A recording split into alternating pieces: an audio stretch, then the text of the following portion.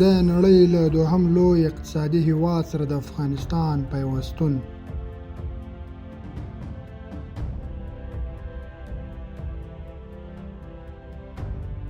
له سترو دښتو، صحراو او اوچتو غرونو دا پیچلې لاره د چین تر سرحده رسېدلې.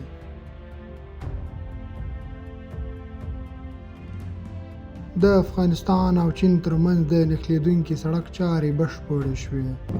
شورای ابریشم از همینجا به چین وصل می‌گردد و سرک خطی سنترلاینی که سال قبل کارش آغاز شده بود خوشبختانه به پایه اکمال رسیده و فعلا ما با موترها تا این خط صفری آمدیم و د ورېښمو دغه تاریخي لار به یو ځل بیا ختیځه اسیا له سویلي اسیا سره ونښلوي. चीन ने अफगानिस्तान में एक ऐसी सड़क बनाना शुरू कर दी है जिसके जरिए पाकिस्तानी सी पैक की अहमियत इंतहाई कम हो जाएगी। चीन अफगानिस्तान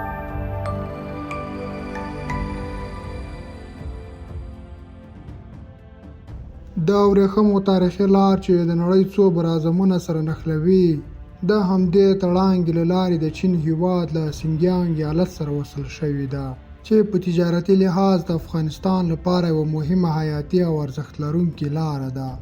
د بدخشان کوچني پامیر کې له چین سره د افغانستان نښلېدونکي سړک چارې بشپړې او په نږدې راتلونکي کې به ګټې اخیستنې ته وسپارل شي.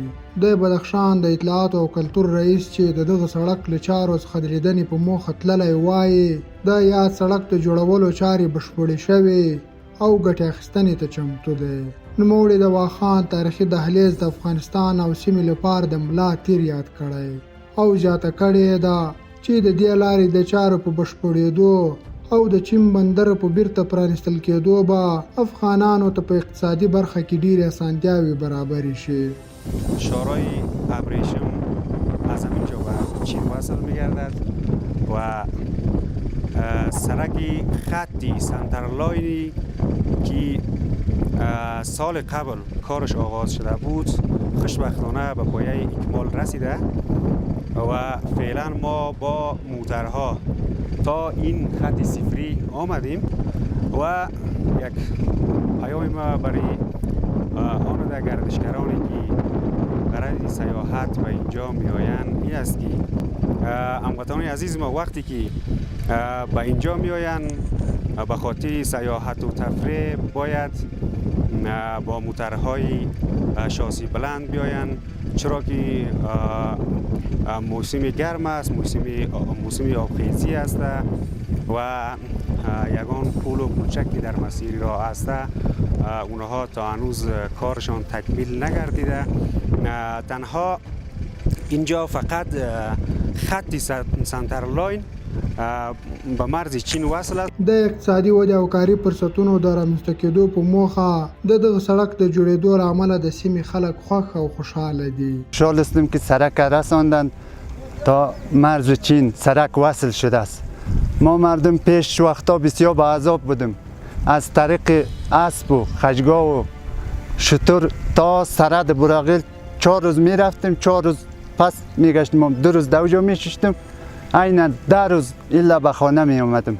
د افغان تجارانو په وینا چې له دې لارې له چین سره د صادراتو او وارداتو د انتقال مصرف د اوس په پرتله 15 ځله ارزانه تمامیږي.